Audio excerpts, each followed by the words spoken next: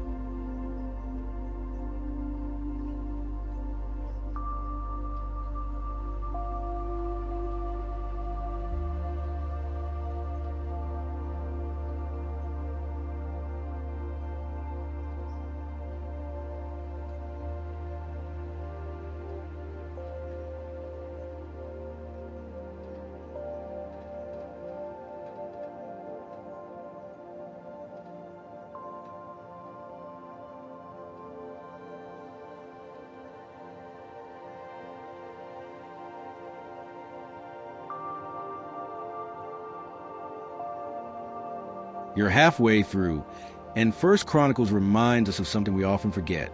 Every name, every role, every act of worship mattered. God doesn't just care about kings. He cares about faithfulness in every generation. The people who showed up, the ones who served. the ones who carried his presence with reverence. And that hasn't changed. Your obedience today is part of a bigger story. So as you continue, remember, this quiz isn't just about what happened in the past. It's about how you're choosing to honor God now. Define the words on screen.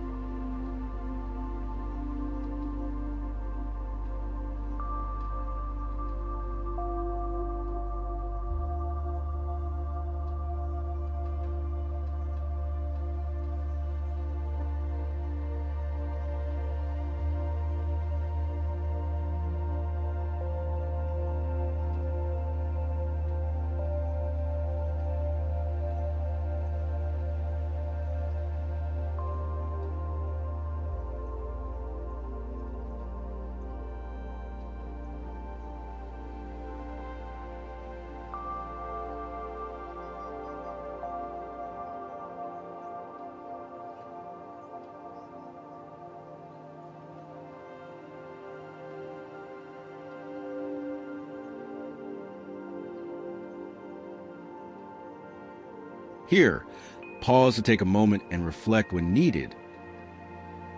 1 Chronicles 9 verses 22 to 34 shows just how orderly God is in all that he does. He created man in his image. So it seems fair to say that the Lord will be pleased to see some order in our own lives.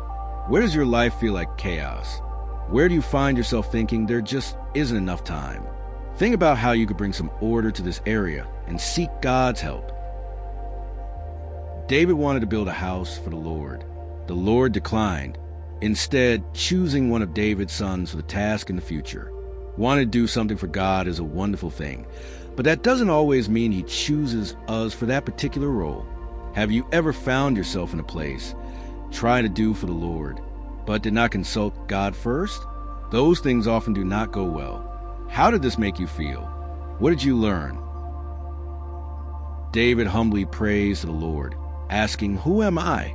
and acknowledging all that God had done and was continuing to do in his life and for his future. How often do we go to God with complaints and asking for things that we want or need without even seeing how unworthy we are of what he does for us already? Find 10 things to be grateful for and dedicate a time for a gratitude prayer today. A few times in 1 Chronicles 18, we are reminded that God gave David victory wherever he went. Why do you think this was? What key things made this possible for David? Do you share these qualities? 1 Chronicles 19 speaks a lot of the people's willingness to give. Everything we have is because of the Lord and is ultimately his. But we find ourselves ran by greed, fear, and even pride, making excuses for why we cannot or do not have to give things for him. What areas do you have a hard time giving? What are the reasons you claim? And what is the reality of your why? Thank you for joining me on this journey through the book of 1 Chronicles. A reminder that faithfulness leaves a legacy, and that God sees every act of obedience, no matter how quiet. This quiz may have tested your knowledge, but more importantly, I hope it stirred your heart. Because 1 Chronicles isn't just about names and events. It's about remembering the God who never forgets his promises. From David's preparation for the temple to the worship that filled the land, this book points us back to a life of honor, a life built on worship, order, and a deep respect for God's presence. If this quiz encouraged you, share it with someone who's building something for God, even in the background. And as always, remember to be the light